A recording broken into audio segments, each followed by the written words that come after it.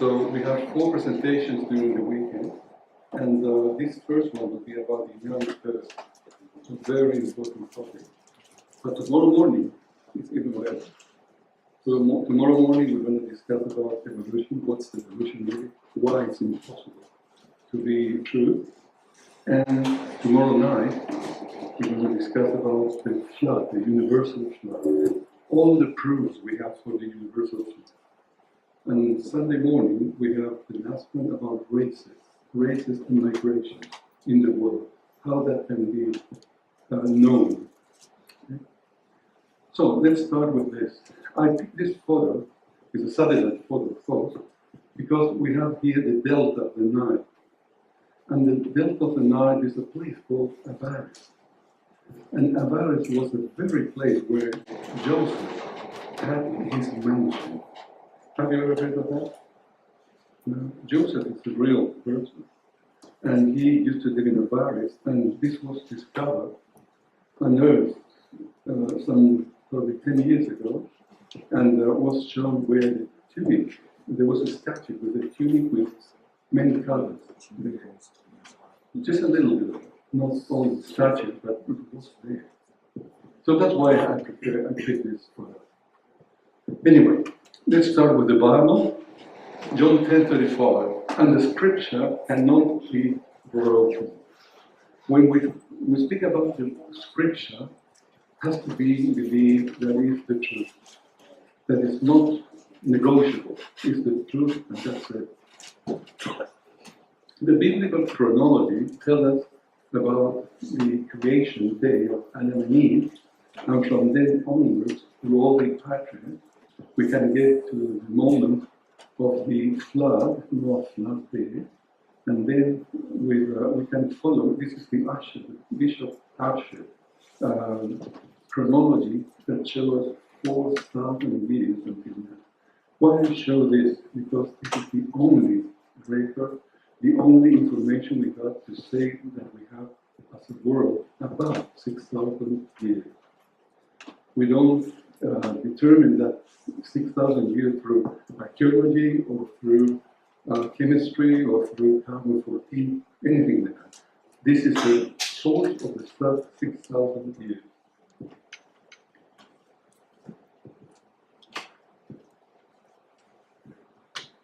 We have a statement that the infidel geologists claim that the world is very much older than the Bible record makes it. They reject the Bible record because of those things which are then evidence from the earth itself, that the world has existed tens of thousands of years. And many who profess to believe the Bible record are at a loss to account for wonderful things which are found in the earth, with the view that creation week was only 7 literal days, and the world is now only about 6,000 years old. Can the science prove the age of the earth? That's a good question. And in reality, there's no scientific method that can prove the age of the earth, one way or the other. Okay? So, and this includes all the methods I will show you in this presentation. Although there are age indicators, they show indication of age. There are they kind of clocks, but they're not precisely clocks. But they do calculations which necessarily have to include assumptions. You always have your line of thinking with an assumption, with all your beliefs are always there. So don't believe someone is so neutral that will have no belief in whatever it says. Only the starting point of the clock is a problem. Also the speed of the clock, the contamination of the clock has never been disturbed. And so the evidence could fit one way or the other. There are many scientific methods to determine age, and they all do reasonable assumptions, but they do not support big time means millions of years, or in an old universe. Hundreds of dating methods support a younger and recent creation of the universe. The first method that we're going to look at is the carbon-14. Carbon-14 has to be determined through this accelerator mass spectrometer. It's fairly expensive to measure the age of something with carbon-14. But let's go into the details of it. What it is, how it works. It's good to determine fossil age. Can we trust it?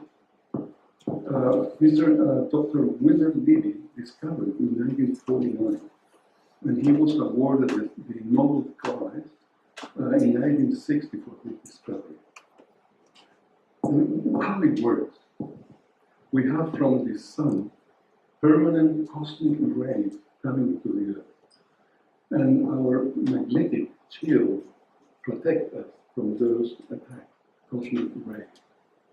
But some of them do penetrate into the upper atmosphere, and they bombard the nitrogen-14, and then strip one proton out of it and accept another neutron into it. So it converts into carbon-14. That's the way it works.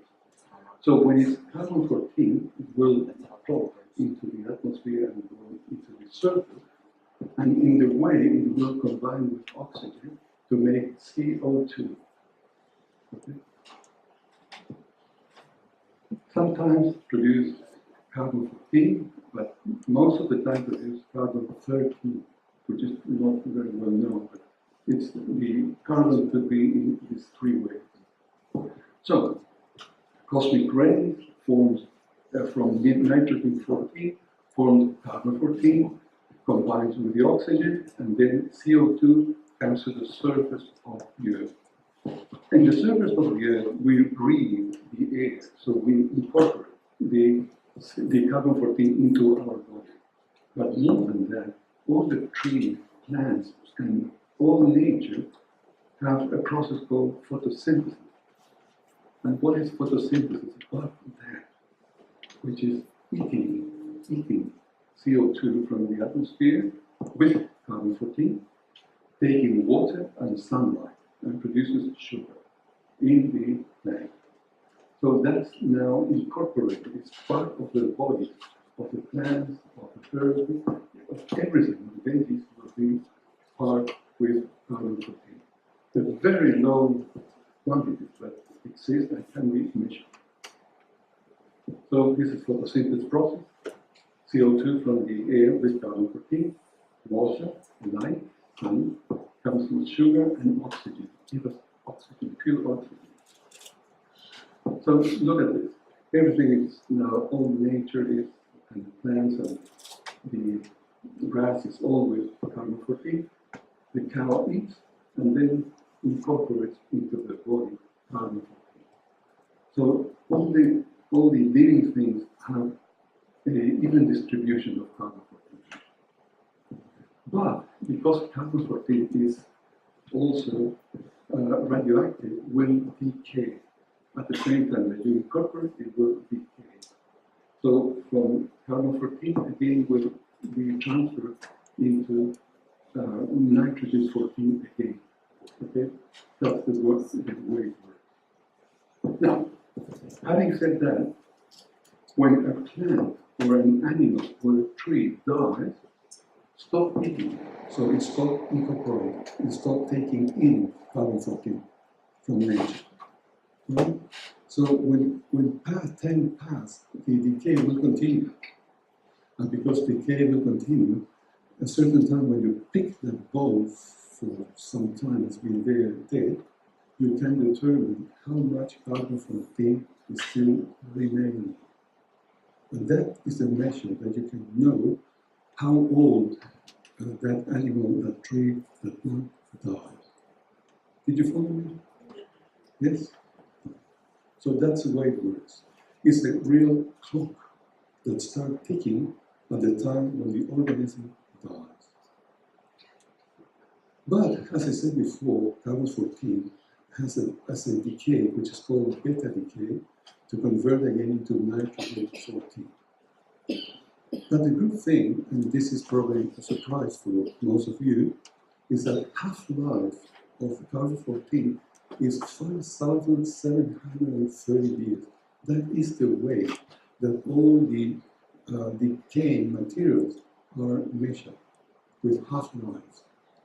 So when 5,730 years pass, there is half of the carbon-14 present in that tree, in that bone, in that level. That is dead. Remember, this is all for dead bodies. So maximum life that we can expect, 10 half-lives, would be 57,300 years. And what's the meaning of this? That anything that has carbon-14 cannot be more than 57,000 years. Did you follow me? It's very important. Anything with carbon-14 that can be measured, is measurable, you know that has to be younger than 57,000 years. At the most, 100,000 years. But we're talking about thousands. We're not talking about millions of years. Thousands of years. For instance, this body, they say die today, so, sorry for the Spanish, the concentration of carbon-14 is equal to the ambient that is surrounding that body. But after 5,730 years, only half of it will remain in the body. And after 10 half-lives of 57,300 years, would be 99% gone of the carbon-14. Only 0.1% could remain. That's why I talk about 100,000 just in case. But it's very, very low measured years. Now, one of the problems we have with carbon-14 is that not always has been the same in the atmosphere. So in the past, when creation happened, there was no carbon-14 in nature, in the air. But as we gain years or centuries, has been increased. Every year is increasing. So that gives us a measurement which has to be corrected. How people, the scientific world does this through points in time where they can measure. For instance, this is Black Sea that was found in the tomb of pharaohs. So they know approximately the date of this, they can measure the carbon-14, so they have an indication of time by then. Or, this is geological column, they have found carbon-14 in all these fossils. You know, these are fossil, animal fossils, wood, coal, and mud. And I'm going to pass this. But the best of all is diamonds. Supposedly diamonds are coming from the bottom, from inside the earth, 160 kilometers down deep. 160 kilometers down deep. And they're supposed to be 1.6 billion years old. 1.6 billion years old. But what the scientists discovered, this is physicist, geophysicist John Goddard, they discovered that all the diamonds have at least 10 times the limit of detection of carbon-14. So they have, diamonds have carbon-14. And if they do, they're absolutely non-consistent with the 1.6 billion years old. But must be, how much? Less than 57,000 years. So we're coming to a point where we know that everything that has carbon-14 has to be young. So, as I said before, evolution day diamonds at 1,600 million years old, the carbon-14 indicates maximum 57,300, say 100,000.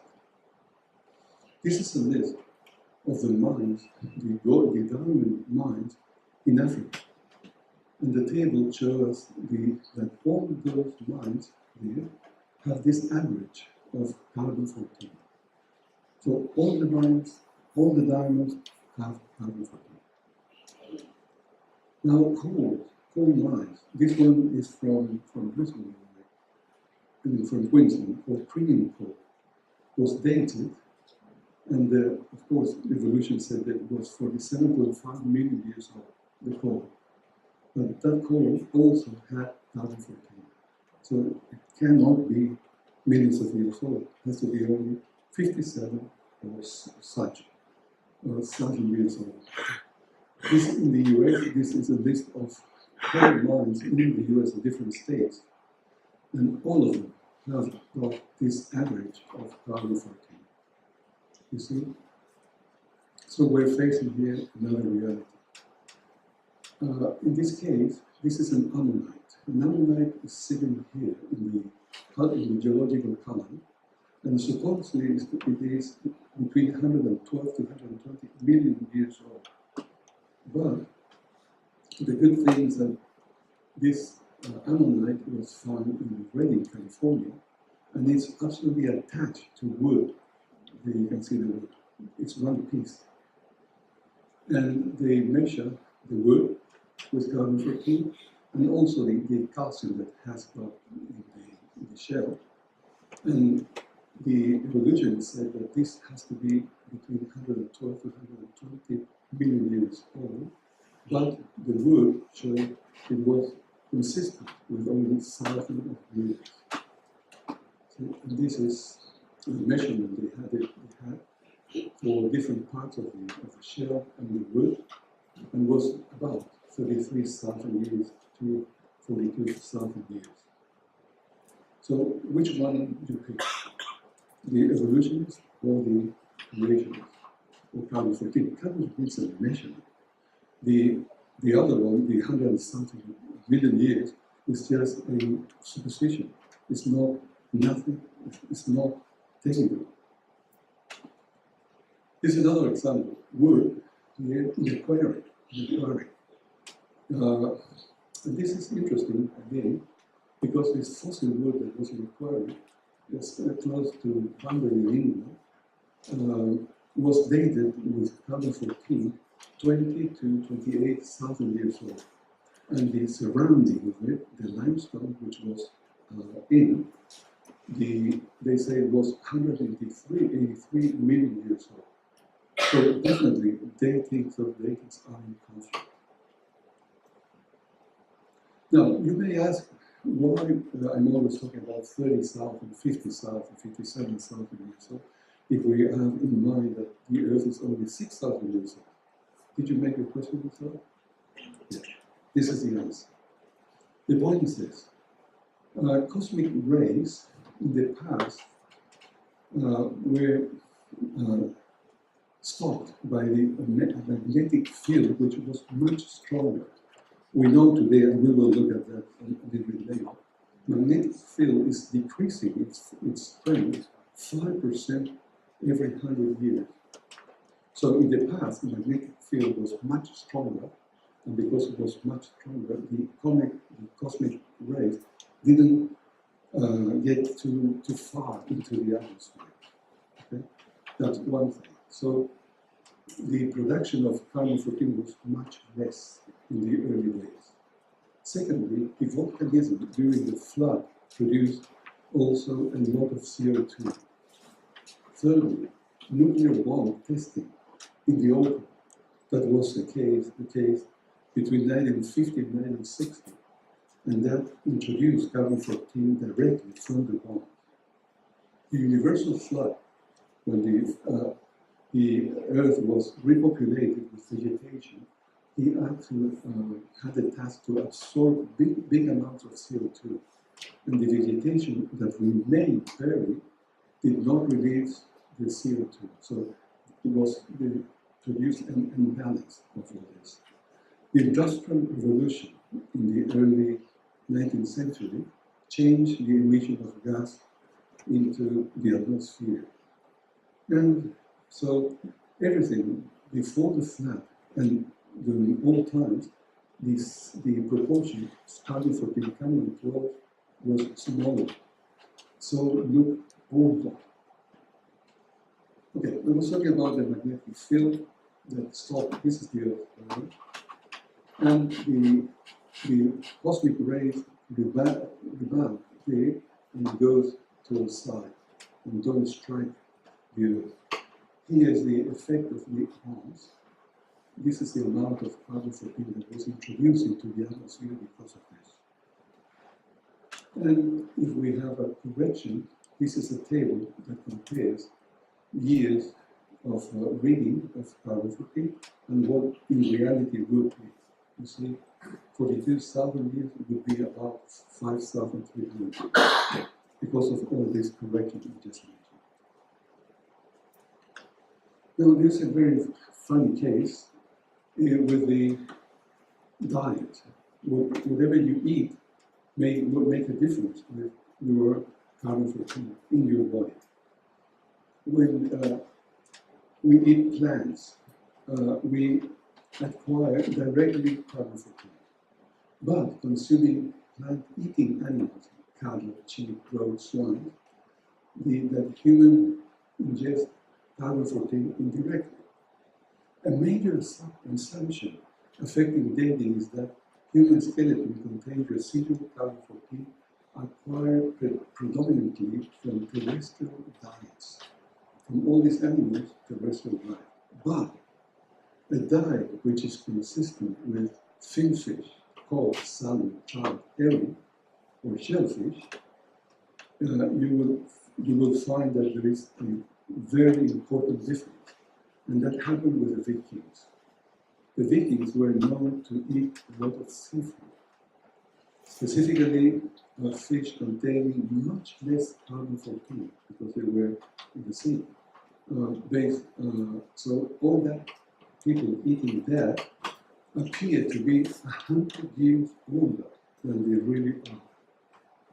Because you have historic records and you know when they lived, but when you mention the carbon-14, you see that they look 100 years older. But why is that? Because of the diet they used to have. Other evidence that confirms thousands of years. Every material in the earth contains carbon. That contains carbon, including diamond, contains abundant carbon-14. And we can include here petrol, all the oil, all the gas, marble, and some others. For instance, dinosaur bones. We can determine in dinosaur bones when they have real bone that also has carbon-14. There is a case, well-known case in 2011 with a mosasaurus, which is a marine reptile, aged 24,600 years. This is the skin that was measured in the mosasaurus, 2010. But also, at all levels, we can find in the Precambrian marble, number 5. We can find calcium carbonate and wood in the Paleozoic,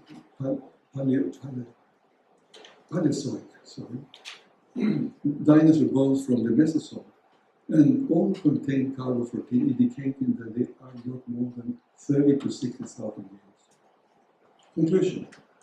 So we know that carbon-14 and carbon-12 in the atmosphere has changed over time. And carbon-14 has increased after the flood. The increase makes old ages look even older, like a tape that stretches and measures wrongly. Carbon-14 has not reached an equilibrium as yet, so an adjustment should take place using historic dates, as the Pharaoh will see it. Carbon-14 dating system is accurate only when it's less than 3,000 years. More than that, it stores. And any sample with carbon-14 cannot be older than 57,300 years. Definitely, carbon-14 is a great friend for creation. It's a big friend for us.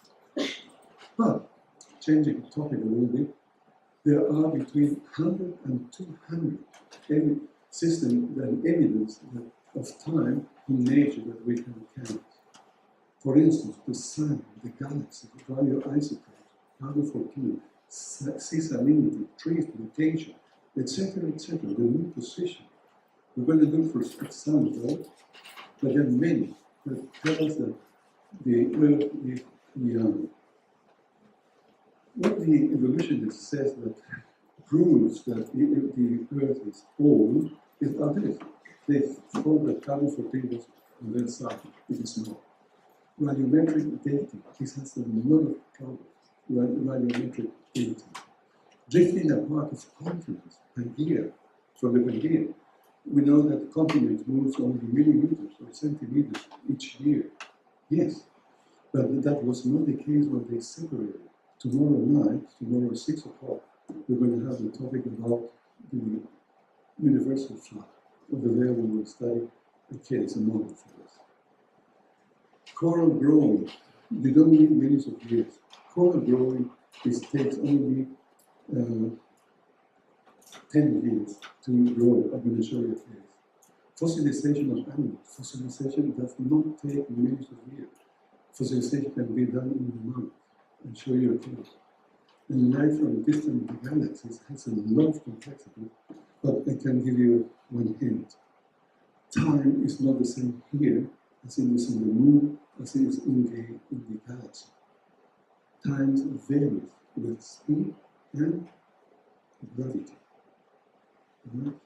So keep thinking. So you can trust the Bible? Yes. The Bible gives us a lot of information and data that will support the young learner. So let's see one of those about the ocean. The erosion that takes place in our land is because of winds and rain.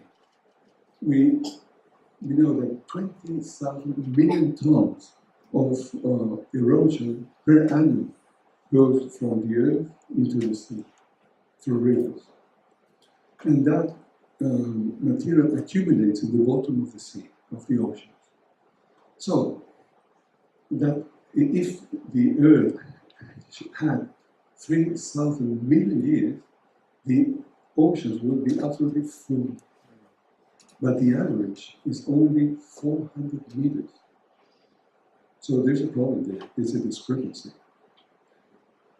And the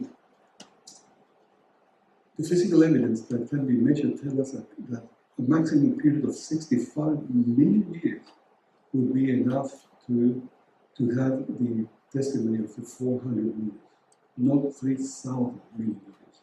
So there's a big discrepancy there.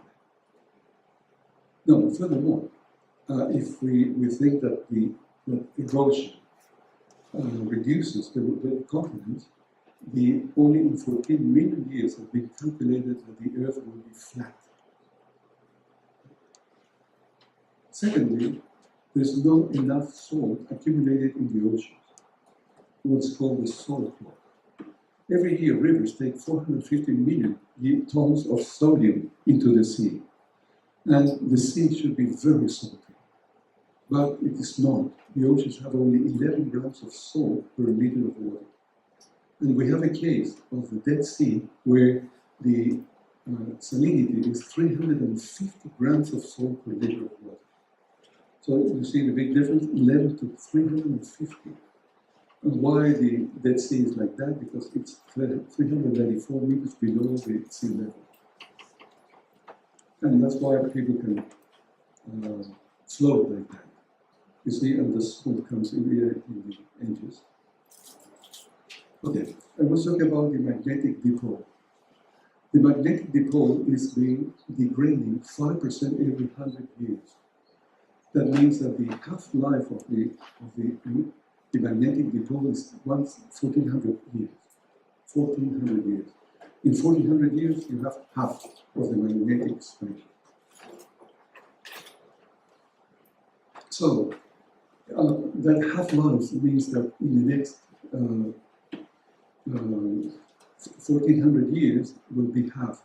In the next 2,800 years will be 1/4 as strong as today. So there is a time when there will be no magnetic field. So if we look back, because this has been measured since 1835, So if we look back, the world cannot be more than 10,000 years because of this. Because we still have a measurable magnetic field. If not, it will just be disappeared. Dendrochronology is the way to measure how old is a tree. There's a common say, how long it takes to form one ring. 1 year. Right? That's a normal belief. Okay, let's look at the oldest tree in the world. And not just the oldest tree, but it's the oldest organism alive in the world. Okay? There's nothing older than this, which is a tree called the Bristol cone pine. It's in the White Mountains in California, and it's called the Methuselah because it has roughly 4,840 years. Let me tell you that the flood took place on 4,300 years back. 4,350 years back. Okay? From, I would say, before Christ. Now, you say, oh, but we have a little bit more here than 4,350. Yes, it's because trees don't grow one ring per year. Depends on a lot of situations which we will look at now. So, the important thing is that there are no, that this Bristol cone pine is consistent with about 4,300 years, okay? About the age of the flood. But we cannot find any trees that are older. So it means that that was the start of all this vegetation. So here, this is a Bristol cone pine again. Unusual storm with abundant rain interspersed with dry period can produce multiple rings, essentially one per major storm. Okay, what I'm going to show you now, this is a debate between a creationist, which is Ken Ham, and this man called Bill Murray. And the debate was about one important thing that measures time. My scientific colleagues go to places like Greenland, the Arctic, they go to Antarctica, and they drill into the ice with hollow drill bits. It's not that extraordinary. Many of you have probably done it yourselves, so drilling other things, hole saws to put locks in doors, for example. And we pull out long cylinders of ice, long ice rods. And these are made of snow. And by long tradition, it's called snow ice. And snow ice forms over the winter as snowflakes fall and are crushed down by subsequent layers. They're crushed together and trapping the little bubbles. And the little bubbles must needs be ancient atmosphere. There's nobody running around with a hypodermic needle squirting ancient atmosphere into the bubbles. And we find certain of these cylinders to have 680,000 layers. 680,000 snow winter, summer cycles. How could it be that just 4,000 years ago, all of this ice formed? Let's just run some numbers. This is some scenes from lovely Antarctic.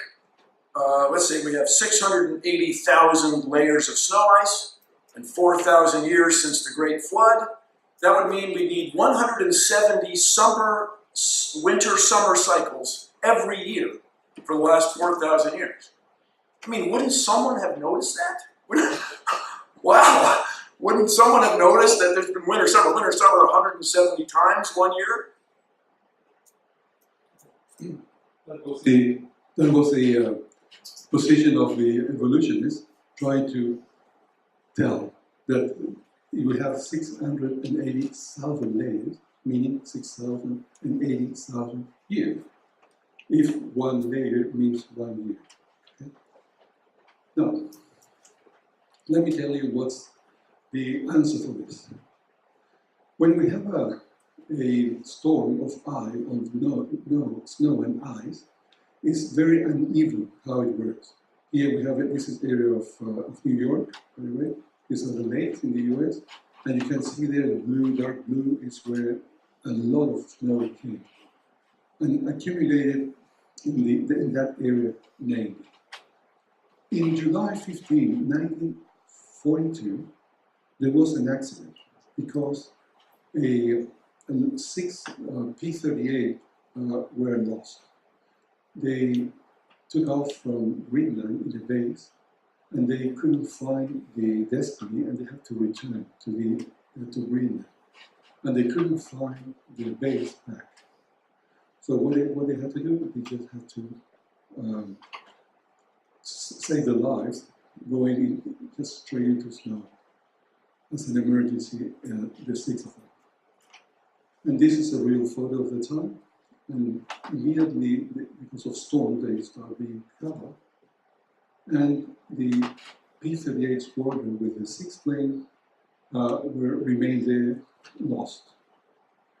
They continued, they started looking for it after the war, and they couldn't find it. And they couldn't find it for a long, long, long time. In fact, after 48 years, they were able to discover this plane. But the planes were sitting 75 meters under the snow. Not snow, ice, because snow is 1 year, but then it compresses. So 75 meters of ice, they discovered the planes. So, what is the meaning of that? That 75 meters were produced in 48 years. That is 1.56 meters per year of ice. And Bill Nye was suggesting that a little layer, 680,000 of them, means 680,000 years. But this big, probably 1 centimeter per year, is not the case. How much is it per year? 1.56 meters of snow per year. So that is a big, big difference. So the 680,000 days that he was talking about means blizzards of storms that happens every year. So it's not a summer-winter cycle that he suggests. Here's some photos just to show you how they recover this. They make a big hole with hot water, and those were the planes at the bottom, in the tunnel, and they just lift it with a lot of care, and now they are part of the museum. That was one of the base. Okay. Another method is the distance of the moon to the Earth. Distance Earth-Moon, there is a lot of complexities. Let me show you. This is a real photo, by the way, of the moon and the Earth. And this is again moon and Earth. So the point is that the moon is drifting away from the Earth 3.8 centimeters per annum. Okay, so it's going away, going that way. And why is that? And how do we know that? Because the measurement of the distance is taken every time, because there is an instrument called the Lunar Laser Ranging, LLR, which is an instrument to reflect the laser beam that they put from the Earth, and they just return, and they can measure that exactly. And they have 6 installed at that time. So they send a beam, reflects back, and they know exactly what distance is between the two bodies. Now, because of the Earth is changing its velocity, the speed rate, we know that the Earth is slowing down. And why is slowing down? Because the moon is attracting the oceans, and that's why we have the tides. Okay, it's pulling, and we have the tides. So because it's pulling also, the Earth, because of the tides, it's of friction, it's slowing down the Earth. And because the Earth slows down, the moon has to speed up. And when it's bigger, the orbit is bigger, so it goes out 3.8 centimeters per annum. Why is that? Because there is a physical principle that has to be always conserved, which is called the angular momentum. You can see that in a skate dancer, when she has the arms open, it's slow, they're rotating slow or quickly. Slow. When you do this, go very quickly. Is it correct? Okay, which is this case. That is because of the conservation of the angular momentum. So the always has to be kept, that angular momentum. That's exactly what happened with the Earth and the Moon. So when the Earth slows down, the Moon has to pick up the normal speed and will go out because of that. So then you can see it here. Okay. This is the orbit, and suddenly it has to go a little bit further out. Tomorrow, early in the morning, the sermon, we will cover these things. I don't want to show you more than this, but this is Dr. Mary Schweitzer. And she discovered an unbelievably important thing about fossils that confirms that these all are only thousands of years old. But tomorrow we'll look at that. Also, dinosaur blood cells extracted from 75 million years old fossils have been confirmed with collagen, with a lot of information today that, for instance, this nail is a nail from a dinosaur. They discovered collagen, which is a biological material which should not be there. Okay? And mitochondrial E, tomorrow we will talk about that, was thought to be 200,000 years old. Today, we know it's about 6,000 years old. Tomorrow we'll look at that. DNA enamel. A lot of little insects enamel. They were told to be 135 million years. Now they're less than 10,000 years old. The Permian bacterial revived. Were revived. They're living. So if they're living, they're not 250 million years old. Neanderthals was thought to be 40,000 years. Today, it's more likely to be 10,000 years. And blood cells, 70 million, must be less than 10,000 years. And so on and so forth. Agriculture is very recent. In accordance with evolution, mankind only know about agriculture works from about 10,000 years ago. But in reality, Stone Age humans were intelligent. And it's unlikely that none of them would have noticed that when a seed falls into the ground, grows a tree or a plant. So there was no agriculture only for a short period after the flood, which was 4,350 years ago.